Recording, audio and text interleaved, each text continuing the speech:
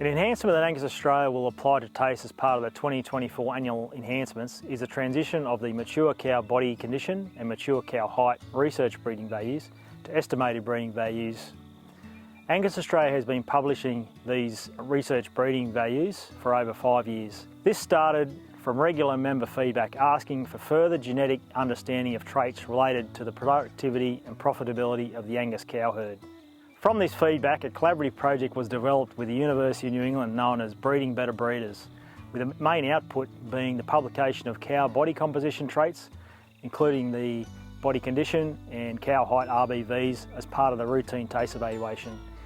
In the December 2023 TACE enhancements, the model and parameters used to generate these RBVs were enhanced significantly, with the key points being: 1, significantly more animals display the mature body condition and mature cow height RBVs.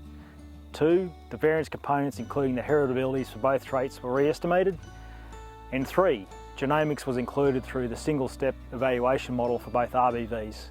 Based on the 2023 enhancements which ramped the evaluation up to state-of-the-art and the response from members in recording significantly more weights, body condition scores and hip heights on their cow herds, the RBVs have been transitioned to EBVs. With this transition to EBV status, the evaluation for these traits remains the same, but they now report consistently with other EBVs. This includes in the animal listing, tables and graphs on angus.tech, and listed in the relevant herd-specific reports and files that are produced at each TACE evaluation. The genetic parameters for the cow condition and cow height traits were recently calculated and reviewed, and is a large part the reason for the transition from RBVs to EBVs. The traits are heritable, therefore under genetic influence, and the estimates are consistent with prior similar studies on similar traits. In relation to the fat traits, mature body condition is genetically a very different trait compared to the bull and heifer fat ultrasound scans and steer carcass fat measurements, with a genetic correlation ranging from 0.08 to 0.35.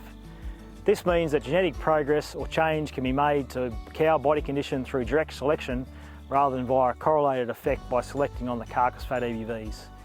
It also means that Angus producers can select to move the traits such as cow body condition and steer carcass fat in different directions if beneficial to the breeding objective. Further information on understanding the mature cow body condition and mature cow height EBVs and EBVs in general is available from the Angus Education Centre or by contacting Angus Australia staff.